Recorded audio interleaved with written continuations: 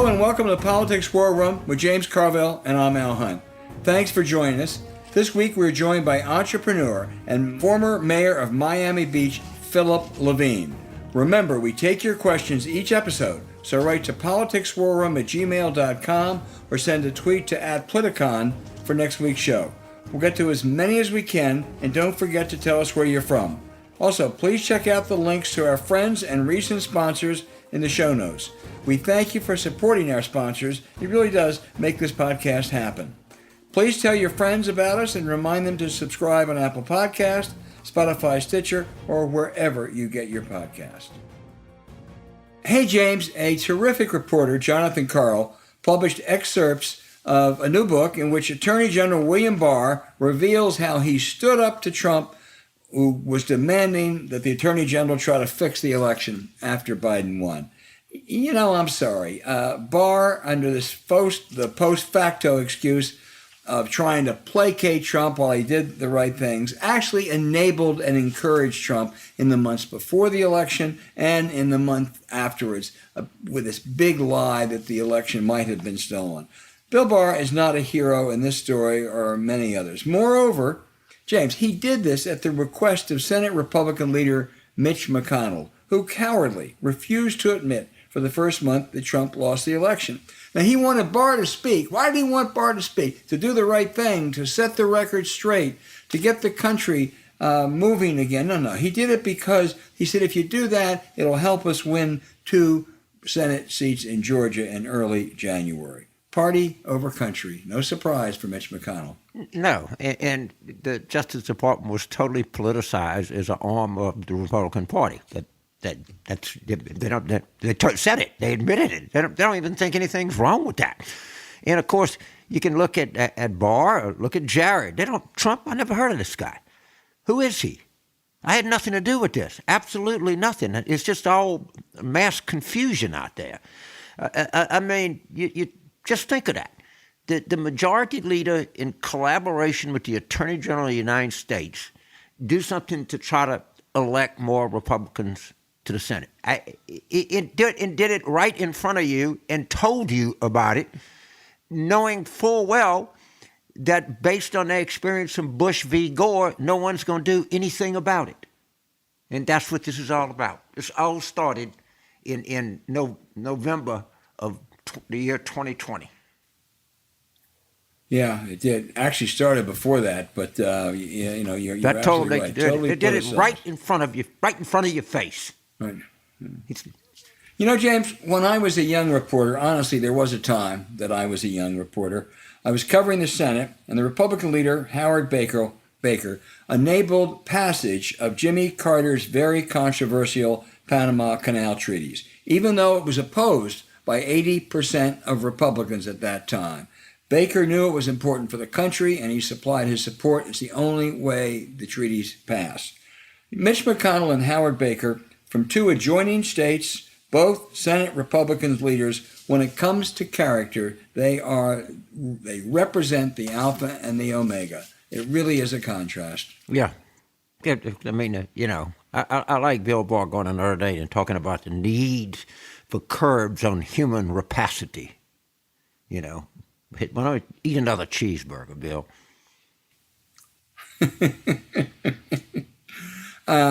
James, one more story fascinated me this week, and that is Jim Clyburn, the number 3 Democrat in the House, the most prominent black leader in Congress, decided to campaign for the mainstream candidate in Cleveland, Ohio. There's an August 3rd primary for the seat of HUD Secretary Marcia Fudge, who left. And Clyburn's candidate is running against a real lefty, a woman named Nina Turner. And this goes to the deeper question, I think, of blacks and ideology. Because I think despite a lot of noise, I think that black voters, particularly older black voters, but some young and middle-aged black voters too, are really not the lefties. There was a Pew survey cited by one of our former guests, Dave Leonhardt, and the 19% of real ultra-liberals are overwhelmingly white. And Lisa Lair had a good piece in the New York Times on this. I think that August 3rd Ohio primary really is important for the Democratic Party in sending a message. This is a huge political story. And understand, you got to know who Nina Turner is. She insists on being called Senator Nina Turner. She was Bernie Sanders' #1 surrogate. She came to South Carolina in, really they thought she was going to be the entree to the black vote in South Carolina. Of course, she turned out to be no such thing. But she's a very outspoken and very prominent person on the American left. This is just not, somebody that just showed up. And that does, this story, I think, and you read that in conjunction with Tom Etzel's piece in this morning's New York Times, where that Princeton professor makes exactly the point that I've been trying to make till I'm blue in the face, is the pundit class only pays attention to the kind of people that they know. So their kids go and they come back from Duke or Wake Forest and they have 4 friends with them, and you go, gee whiz, man, these young people are all really liberal. And that's not what's going on in America. That's just what goes on in interns and newsrooms and things like that.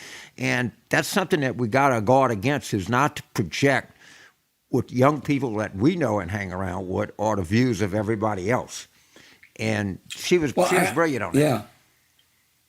I think this is where everything Tom writes is brilliant.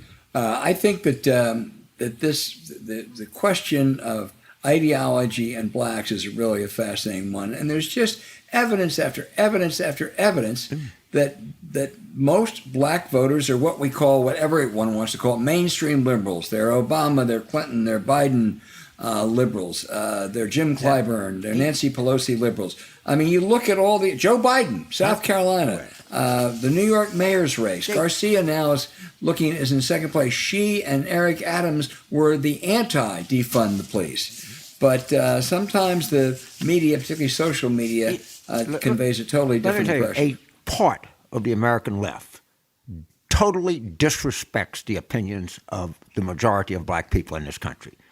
These black people don't want to be used as a political tool. They spoke in Louisiana, they spoke in Georgia, they spoke in New York State.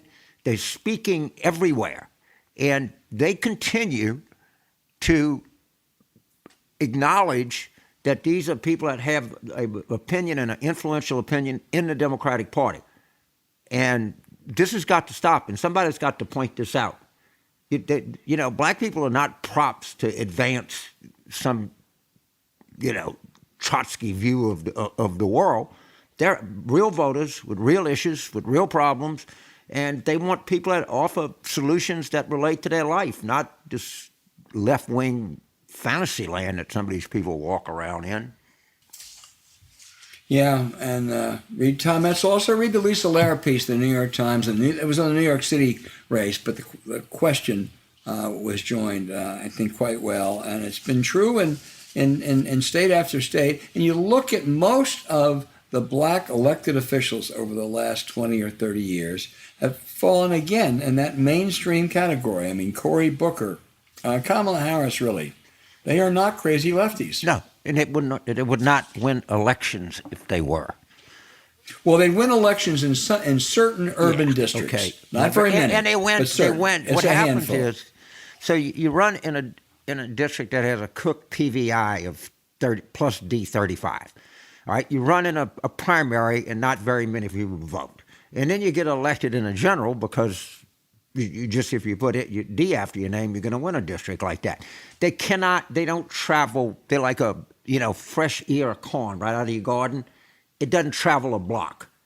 All right. They don't travel a block outside of some neighborhoods in Queens or Central Boston or whatever. That's that. They have not won a race, a general election in anything close to a competitive district. And the only way that you're going to acquire power is you have to win seats in competitive districts, and you cannot do that by being part of this leftist jihad they got going here. True, and the one thing that I think that should give Democrats confidence is that they are probably very small, but the larger block of them is in the House of Representatives. There are none in the Senate, really. And there is nobody who is better able to run that ship than Nancy Pelosi. And so far, they've caused her a lot of rhetorical problems, but not very many policy or vote problems. Say anything So you want. Just vote like you got to vote.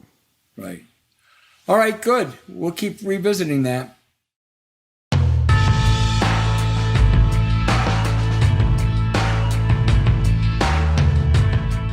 Hey, James, our guest is Phil Levine, South Florida entrepreneur and former mayor of Miami Beach. Phil, this tragedy is just beyond description of the Surfside condo collapse. Our close friend, Jill Abramson, who is the executive editor of the New York Times, or was, directed coverage of all kinds of catastrophes. She said, be careful of instant analysis. Be careful of people who say, this is what happened. This is what caused it. That seems to me to be a pretty good lesson as the focus now turns to how could this have happened? Al, I agree with you 100%. And first of all, it's a horrible tragedy. I mean, we know people, friends of friends that unfortunately have not been recovered, don't know if they're living. It's a disaster. It affects everyone in the South Florida community and obviously internationally. But I think there are so many things that need to be investigated here. It's very easy to jump to conclusions. I know that there's a part of the bandwagon jumping on climate change and sea level rise. And, of course, the media wants to jump on that. It's a phenomenal topic to sell ads around. I've dealt with it as the former mayor. But I think we need to let the professionals analyze this and investigate it and come up with some real solid conclusions of what may have happened. Yeah, I think that's well put. The 2018 engineers report clearly said that there were problems. It didn't ring out, though, immediacy. You got to do something right away. The president of the condominium association, I gather, wrote a couple months ago that it's gotten worse. There's been deterioration. We live in a condo. I could just imagine when that issue is joined, and they say it'll cost $16 million to fix. That some of these condo owners say that's well over $100,000 per unit, which is a real stretch for some of them. That's got to be one of the considerations you have here because you think it's not going to happen.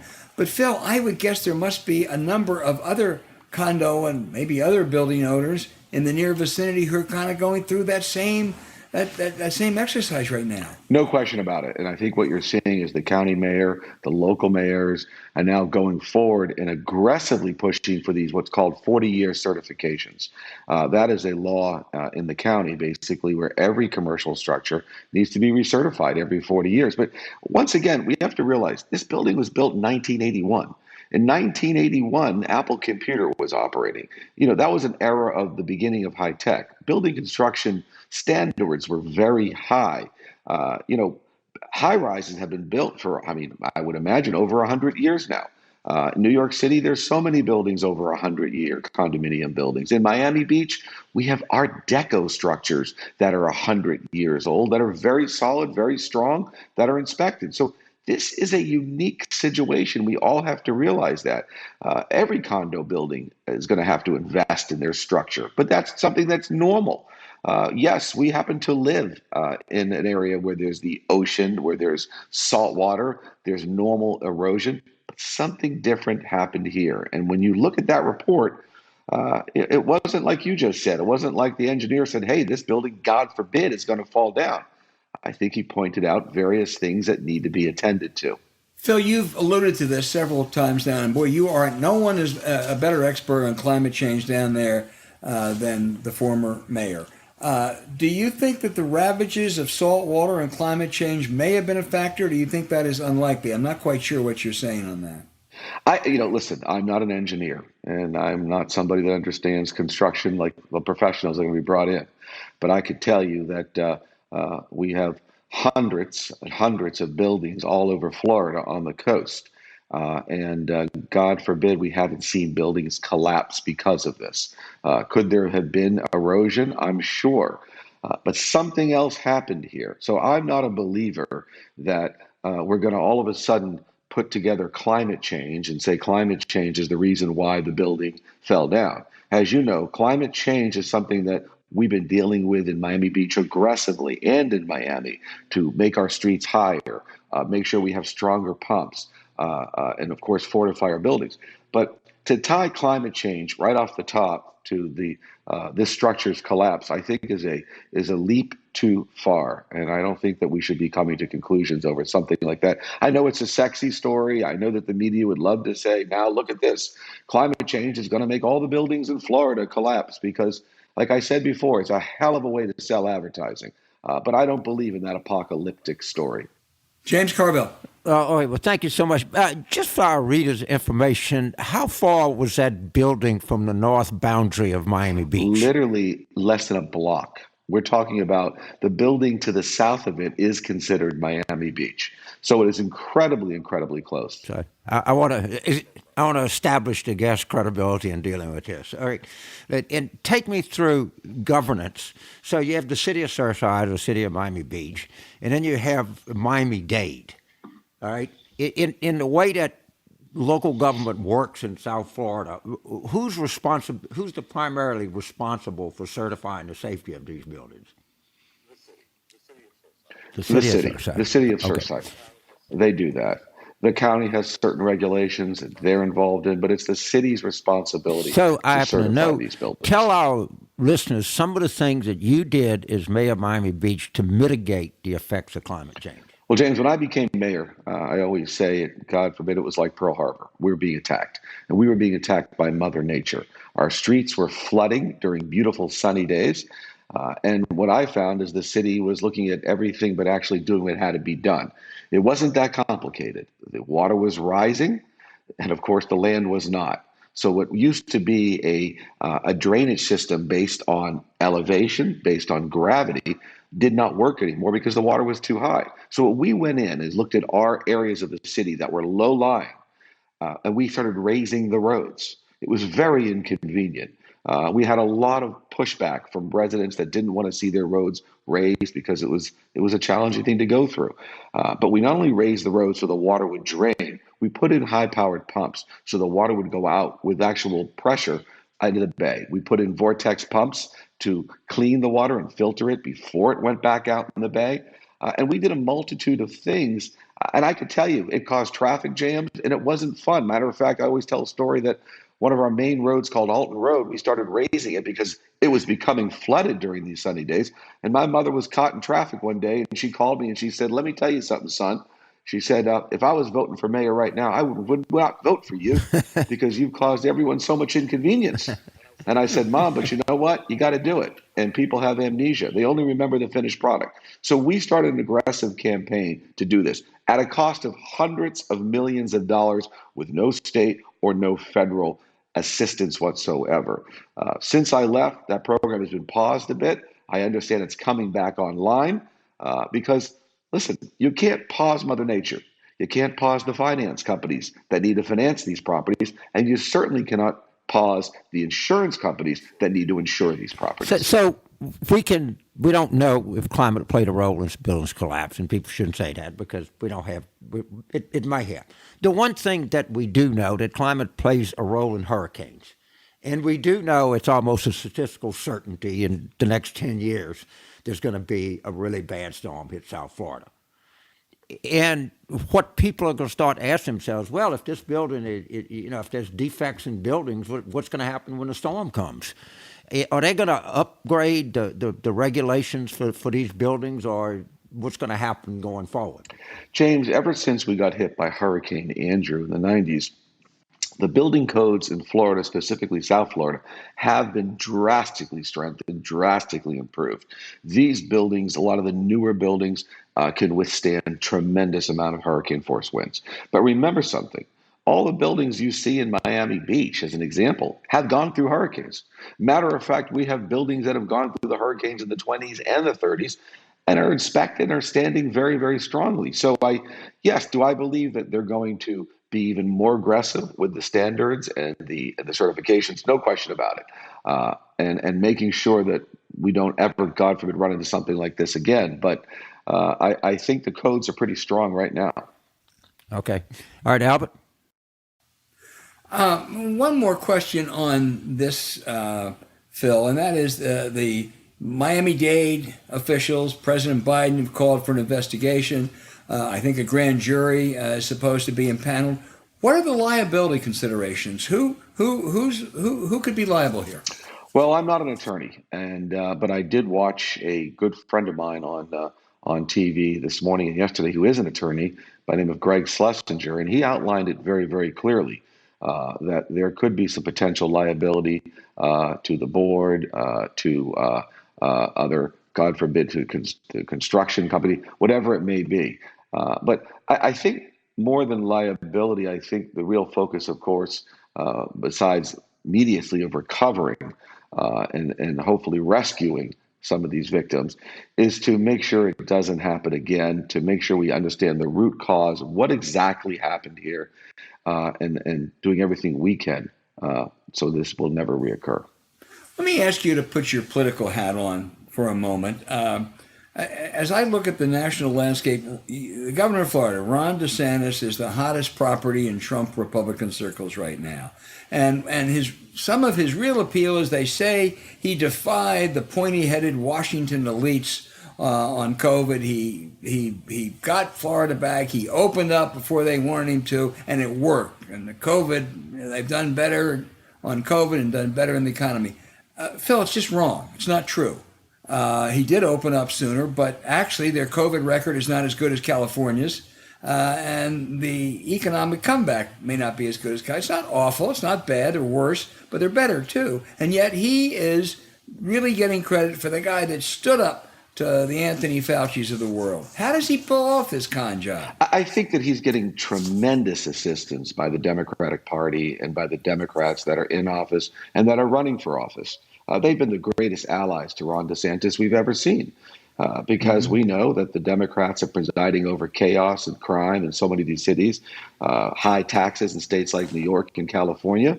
So I'm not sure it's all Ron DeSantis. I think it's the incredible, mayor of New York City, like Bill de Blasio, who probably will be considered one of the worst mayors in American history after he followed one of the greatest mayors in American history. So I'm not sure it's Ron. Well, I wouldn't disagree, but I mean, I still wonder, why he just won a Western state straw poll over Trump.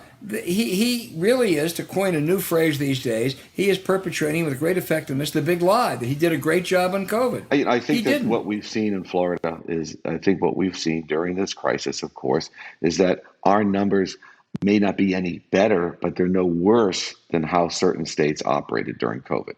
And, listen, I'm not a friend, I'm not an ally of the governor, but you got to give credit where credit is due in certain areas. And as we see the country going to cancel culture and woke culture and everything else and the chaos and the protests, and you see the state of Florida and you see a governor who's kind of like saying, listen, I'm not going in that direction. And he pushes the Democrats to go even further left. He's doing nothing but creating success for himself, and the state is hitting on all cylinders. Now, I'm not a great fan, but I can tell you, like I said in the beginning, he has to thank the Democrats, the Democratic Party, the Democrats in power that are operating cities and states, because they've done a hell of a job boosting Ron DeSantis. Man, I think that's a dubious claim on his part. But anyway, one more thing: Val Deming's chances against Marco Rubio. Just quickly. Listen, Val is very talented. She's a smart lady, but I'm just not sure that the state of Florida that voted twice for Donald Trump, and I think voted twice or three times for Marco Rubio, is going to vote for necessarily Val Demings. I'm not so sure. I don't know at this point, but I can tell you that what I always thought was a purple state is kind of getting redder. Yeah. I don't see it getting bluer. I have a little bit of a different take, because Florida's a state where roughly 2/3 of the voters voted to give felons the right to vote and voted for a $15 minimum wage. So if you're putting me in that environment, that's an environment where I can win elections if I run smart campaigns. And when people every president since Bill Clinton has taken office with a declining rate and has left office with a further declining rate. until Joe Biden assumed office. And let me point out to everybody that Baltimore crime rate, yes, James. violent crime rate, Baltimore, Newark, New Orleans, Cleveland, Chicago, Houston, Los Angeles have always been run by Democrats. And they had the crime rates dropped precipitously from 1992 to 2019. The only thing that changed is we were in the third year of a Trump presidency. So I have no idea, and I mean, a lot of these Democrats say stupid things, but just based on the facts, and we saw what happened in New Mexico, if you get in front of this issue, you can do quite well. But it is the thing that changed in American society. We were in the fourth year of his presidency, and the crime spiked. And it had been going down in Democrat-run cities everywhere. And I know you don't think the Democrats should take this issue off the table, but should run very hard at it. Here's my question we have to ask ourselves as Democrats. What's the reason why the state of Florida would want to fire Ron DeSantis? Why would someone want to be elected as opposed to him right now? In other words, what's going wrong in the state of Florida so drastically that you'd want to fire the governor? And that's a big question, because that's a very hard question to ask yourself if you're running against him. So I ask you the same question when we talk about Val Demings. Look at Iran. Look at the situation in the Middle East. Look at Marco Rubio, who I'm no fan of. Look at his positions. What would be the reason why the purple bordering red state of Florida would want to fire their Republican senator and elect Val Demings? That's the question. I don't see the answer right now. Well, I mean, the answer is because people want to see the kinds of things that Democrats are talking about doing. They want to protect and expand Obamacare. They want, investment in infrastructure.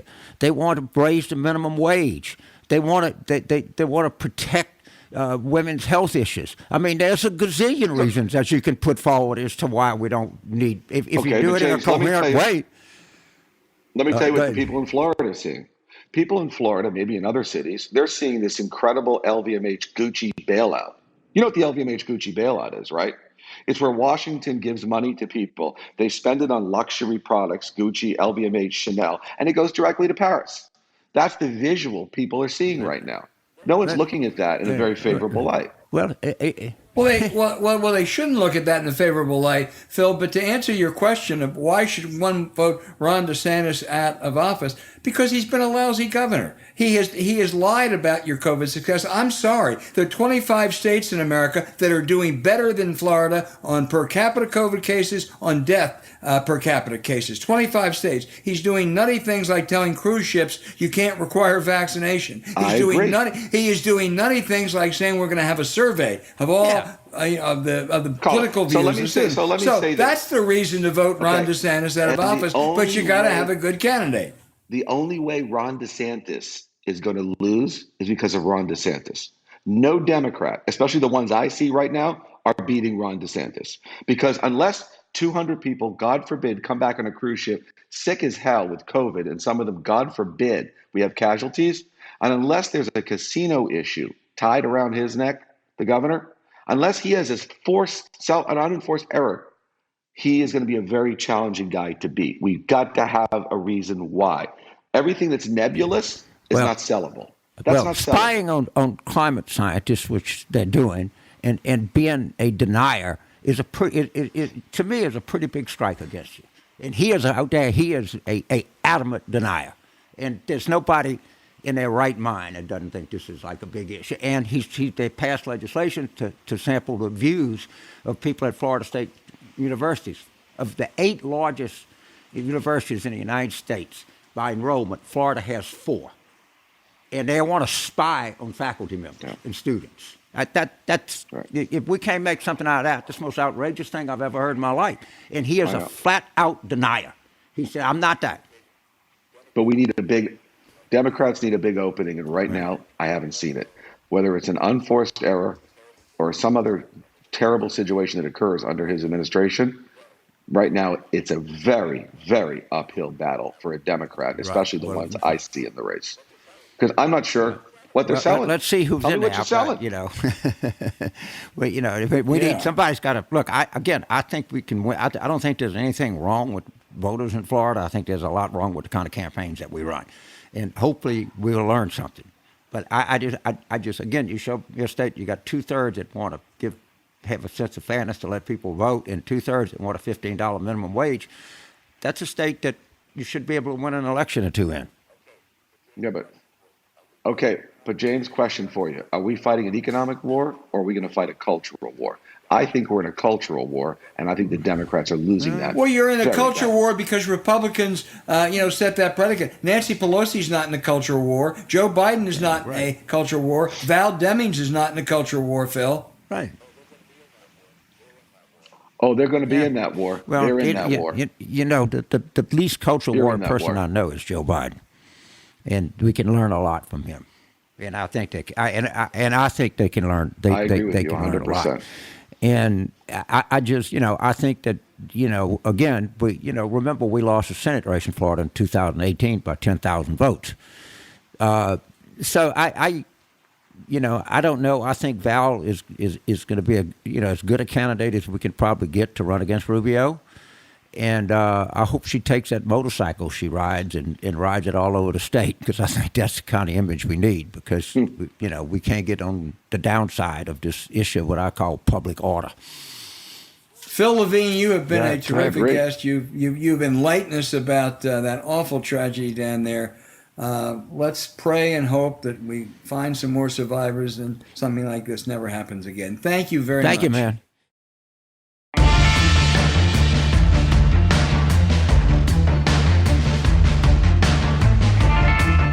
Okay, James, now for those really good questions from listeners all over America and the world, as a matter of fact. This comes from Eileen in South Windsor, Connecticut, an awfully elegant town. McConnell stated that he would not allow a Supreme Court pick if he wins back the Senate, was a signal to his donors. Don't you think that people have stated they thought this was stupid, but I think it's a way for Moscow Mitch to elevate the fundraising dollars. James, what do you think? He does not care. Okay, he's going to do what he wants to do, and I hate to repeat myself, but it goes back to the year 2000. So he doesn't care. He said, "Yeah, we're not going to do that, and then we get a majority. We're going to do what we want to do." And we shouldn't be shocked. He's not particularly duplicitous. He tells you exactly what he's going to do. He's going to stop every Democrat from being that he can from being on there, and he's going to promote every Republican. And he tells you, that's what I'm going to do. If I got to hold votes to wait for elections, I'll do that. If I got to change election results, I can try to do that too. I'll do anything. And he just right up front, right in your face. I've got a 1974 column that Mitch McConnell wrote for the Louisville paper. I guess he was a county official then, former Senate aide, calling for public financing of all campaigns. We have to clean up the corruption that is so pervasive in Washington in money and politics. I think Mitch has done a bit of a change. I think Eileen's right. It's a fundraising scheme. But you know something? That threat, I think, could help Democrats raise money too. The stakes are bigger. And I think there's a intensity worry among Democrats. This actually might help them. Maybe, if we exploit it and run it, run on it and use it, it could. But it's going to take some discipline to do that, because, when you stay here, everybody gets they have 10 different critiques. Okay, right. We need to settle on a more singular, focused critique of him. We're going to continue our nutmeg state questions. Gary in Mystic, Connecticut, says that Christine Blasey Ford took and passed a lie detector test. Why wasn't Brett Kavanaugh asked to take one? And if he refused, it would have been quite telling. Well, he didn't take one because he was lying. As Jackie Combs made clear in our show last week in her book, Dissent. Again, if you haven't gotten it, you ought to read Jackie Combs' book, Dissent. That was a great con job they pulled. There is no reason in the world for Christine Blasey Ford to have not told the truth in those hearings in 2018. Yeah, there wasn't no chance he was going to take a lie detector test. Yeah, you kidding me? But it's a good thing that you pointed that out. Thank you. This is from Yoav. God, I hope I pronounced his name right. Yoav. How would you pronounce that, James? Yos. I don't know. Well, Yov, you're in Santa Monica, California, and you ask good questions. And he said he feels that with the Republicans' shrinking demographics combined with their increasingly anti-democratic tendencies, that if they get back in power, that their first act will be to eliminate the filibuster altogether. The Democrats are holding out this hope for bipartisanship, and they ought to remember there are no real roadblocks for Republicans doing whatever they want to do if they ever assume power again. What do you think of that? And by the way, maybe as important as his questions, Yov says, I love Magic Spoon and Blinkist. Yay, Yov. Yeah, well, go ahead. Man. Yeah, that Santa Monica is a beautiful place. And Palisades there. Oh, wow. So if there's a really interesting piece, it's on the site of New York Magazine by Rick Pearlstein, who is, wouldn't you say that Rick is probably the most knowledgeable person there is on modern conservatism? Certainly one of the top three. He is. And he kind of takes you through the past 40 years and the authoritarian impulses that exist. And it was, as he pointed out, it was really discovered by Richard Worthen during the 1980 campaign, that authoritarianism had great appeal on the right. It's really worth reading. And I think it explains a lot. He is very good, and I think, again, to give her another plug, I think Jackie captures it in her book too. But there's no question that they... Listen, let me tell you something. The filibuster, the Founding Fathers, as we celebrate July 4th, and the Constitution, laid out three absolute tests for a supermajority in the Senate. It was a presidential override of a veto, a treaty approval, and to adopt a constitutional amendment. There is nothing in the Constitution that validates a supermajority for cloture or for a filibuster, and it's changed all the time. It's not going to change the rule now. We know that, and our hope, as we've said time and time again in this program, is to create a carve-out for the campaign finance law. We'll see what happens. Here's Becky in Shakopee, Minnesota. I wonder if that's up in the Iron Range. I don't know. Yeah, usually pretty good with geography, but that's gotten me stumped. Yeah, me too. She says, am I the only person who's bothered that Bob Woodward had a tape of President Trump admitting to the severity of COVID-19 in the spring of 2020, but chose not to make it public until the fall? Well, first of all, Bob Woodward is one of the great reporters of all times. And sometimes when you're doing a book, you make arrangements as to when things are going to come out. That's the only way people will talk to you. I'm not sure that was totally the case now.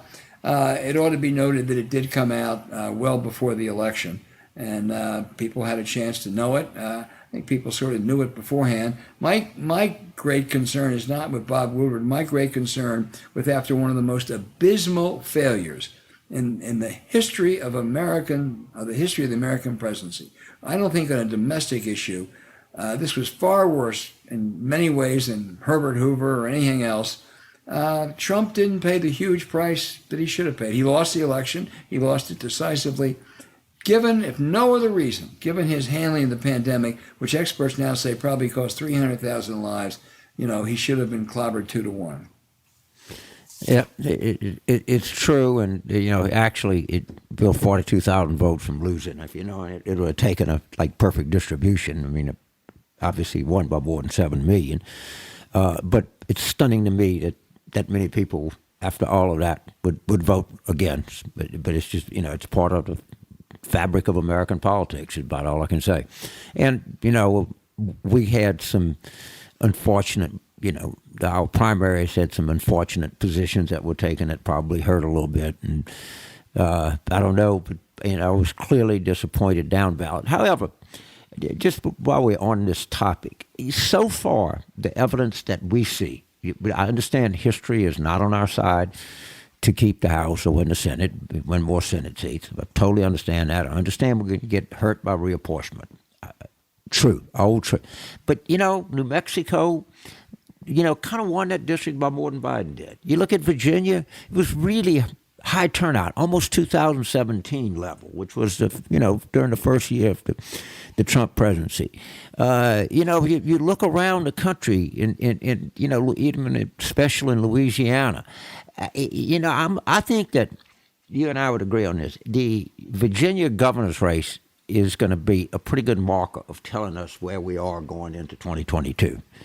And I don't know, there's a certain number that if Terry wins by, it would be comforting. It's probably 3.5, but I'm open to discussion on that. But I think you would agree that that's going to be an event that's going to tell us a lot. Well, I would agree, but I wouldn't go even as high as 3.5. 10 of the last 11 Virginia governor's races, the party that controls the White House has lost. And if that's reversed this time, if Terry McAuliffe wins, 1.5 or 2 points, that is a political and a psychological boost for Democrats. If, on the other hand, he loses, it's clearly going to be a boost for Republicans. That Virginia race, I think, takes on probably larger importance than it has in a long, long time. Yeah, it also boosts. It also means something. Okay, yeah. It actually, is a good thermometer of where we are. With a year in and a year to go, and I think that race, as much as any, is going to, give us a peek at the whole card for 2022. Yeah, agree. Clay in Los Angeles via rural Indiana. Boy, Clay, you've covered it all here, I think. And you said, when Indiana passed its voter ID law, which was upheld by the Supreme Court, my then 90-year-old father, who no longer had a driver's license, was not allowed to vote. He only had his VFW card. He was a World War II veteran, which they refused to take as ID. Why aren't Democrats talking more about what these laws do to seniors? Well, it does to seniors, it does to college students, it does to rural blacks, it does to people with disabilities. Most people with disabilities, not all but most, don't have driver's licenses. And so it's really important. Voter ID laws can be addressed. I think the intent is not very good, but in a number of states it can be addressed. But what voter ID laws? It was Texas, I think, some years ago, James, that said a college ID is not legitimate. State college ID is not legitimate, but something a carry a concealed weapon, that's fine. Well, when you get stuff like that, that's just unacceptable. But Democrats, you ought to complain about it, you ought to highlight it, but what you really ought to do is make sure people have voter IDs. Yeah, we have it in Louisiana, but I don't see. I think if you can bring a bill from the gas company or the water company, I think they have a lot of ways that they're pretty liberal into what they will count as an ID. But I don't want to venture too deep into that because that might be wrong on the margins. But even Stacey Abrams says she doesn't have a real big issue with voter ID. But talking about rural Louisiana, just make a note that Hoosiers, I think, is one of the best sports movies ever made. Every time that's on I see it to come up on television, I watch it again. I don't know how we made that transition from rural Louisiana to Indiana. But he said he was from rural Indiana. You are dead on right about Hoosiers. I just love the movie. It's not apropos of anything. It's just kind of fun to watch. To not be apropos of anything, I also would say, to me, my favorite Hoosier today is Kyle Schwarber of the Washington Nationals, who is now hit 16 in June. In June, man, and a leadoff home run. First pitch last night against the very good Tampa Rays. First pitch, veteran southpaw. Out of the park. Yeah, I saw Way hit it. I mean, we know National Stadium pretty good. He gave that puppy a ride. That I thought it was going to Baltimore. I mean, that was. So anyway, speaking of Hoosiers, I was more modest. I thought it was going to Bethesda. Final question is from Ed in Elk Grove, California. He said, what it's worth, I agree with Mr. Carville. You get a lot of respect, James. They always call you Mr. Carville. I like it. But about the impotence of the Democratic Party when it came to having Merrick Garland's Supreme Court nominations shit canned without any repercussion. And he said he felt rage when the Republicans enacted this multi-trillion-dollar tax cut for the really rich, and twice voting to acquit the most corrupt president in the history of American politics. How the hell, then, do the Democrats win the future? Well, yeah, I think there's some lessons learned here. At least I hope there are. And, what we're starting to see carrying forward is one element that you have to have. It's a necessary ingredient, is you have to have electable people winning primaries. And I think there's some evidence that the party is coming around to that view.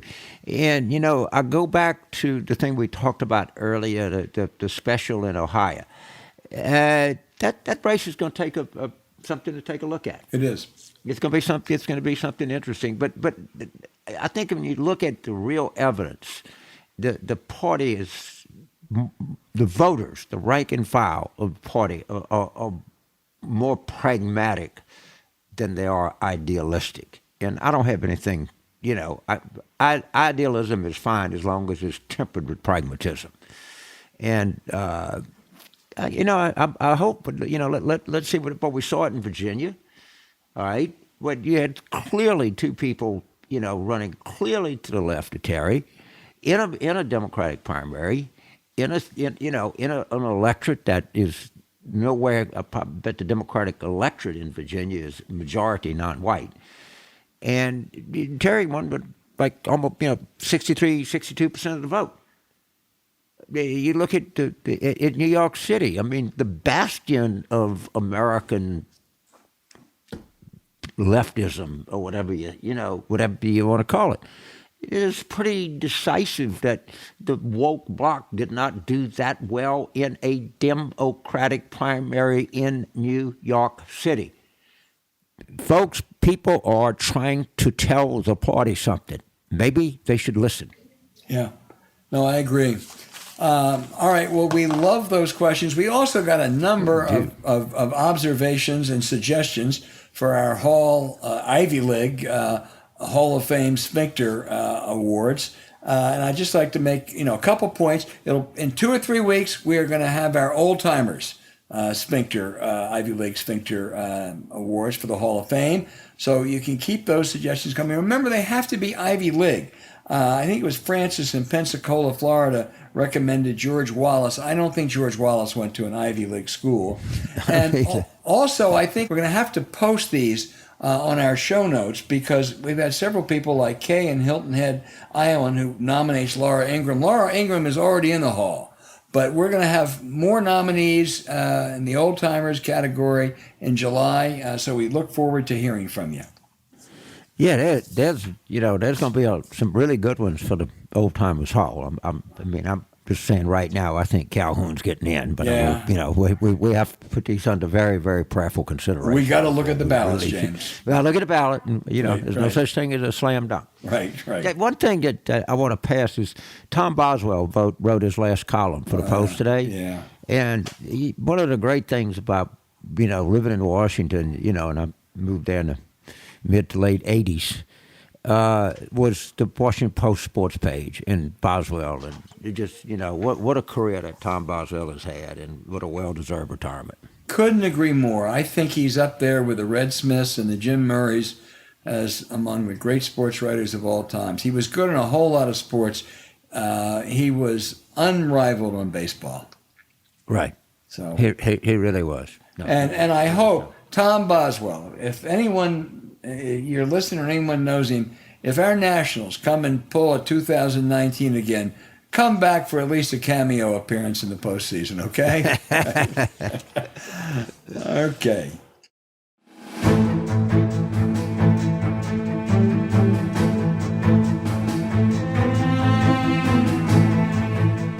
Hey, James, there are so many outrages. It really is hard to pick.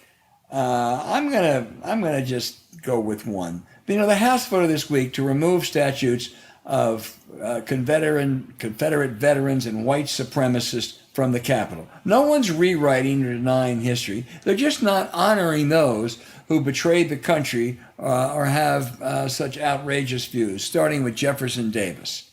And it's good. I'm pleased that 67 Republicans voted for this measure. But 120 Republicans, or 65% of that caucus, insisted that these monuments to traitors should stay in the Capitol. I suspect, James, that most of them are also people who are ranting about the false charge that the critical race theory is somehow undermining our school children. Of course, it's not taught in schools. It's taught in colleges and law schools. But when it comes to the stand on race and segregation and slavery, I guess, we can never be surprised that crazies like Marjorie Taylor Greene always are on the wrong side. Well, on that issue, I highly recommend to our listeners that they go into our archives and listen to the show we had with General Ty Sedgwick. Oh, boy, yes. All right? I think that, and of course I'm tooting my own horn. I'm a salesman. I love the show. I think that is the best take on that entire question that I've seen anywhere, and I'm proud of co-authorship of it. I'll take it. But I think it was his book was called what, Robert E. Lee and Me. Right. And it really explains the whole thing in ways that are very clarified. Yeah. My outrage of the week is this. Sometimes we can be critical of the press. I want to signal out for special praise the Washington Post. That expose on Sonny Perdue was about as damning and as well done as anything I've seen in modern journalism, where he's the incoming Secretary of Agriculture, and Archer Daniels Midland, let's just say that's a company that has an interesting past in its relationship with government, sold him a piece of property, something in South Carolina for $250,000, which by every account was grotesquely undervalued. Of course, he subsequently sold it for $12 million, which is a pretty good, what they call ROI, return on investment. And Purdue has been lobbying very hard to become the president of the University of Georgia, Georgia's university system. And they have, my dear friend Steve Wrigley just did it, and he just did wonders for higher education in Georgia. But they run Georgia Tech, University of Georgia, Georgia State, Georgia Southern. They do it a lot better than we do it in Louisiana. They have a single kind of governing body for the whole thing. And boy, after that story, I can't imagine that even these hardcore Republicans are going to think this is a very good move on part of the university. You're right, James. And this guy Purdue got this sweetheart deal weeks before he was about to become Agriculture Secretary under Trump. And as Agriculture Secretary, he was well positioned to do a lot of things, shall we say, that Archer Daniels Midland would be pleased with. Yeah, it's just like, how can somebody have that? In both of those Purdues are really rich, and they try to get richer. But how can anybody, just the sheer poor judgment, like, geez, some lawyer, board member at ADM said, man, this thing stinks to high heaven. I guess they don't think like that. I don't think they give a shit. You know why? You know why they don't? Because unfortunately they've gotten away with it, and as long as they get away with it, they're going to keep doing it. And as long as the public does not hold them accountable, You're exactly right. I couldn't agree with you more. I'm not sure. It's possible. I don't know much about the details of this case. I know very little. But Sonny Perdue could face some legal problems here. Whew. Could he? Yeah. Yeah. And, maybe the University of Georgia system wants a president that's going to spend a lot of time at the grand jury, but that's what's going to happen. Yeah. I promise you. Okay. Two good outrages. We'll be back with more next week. Yeah. No, it's great.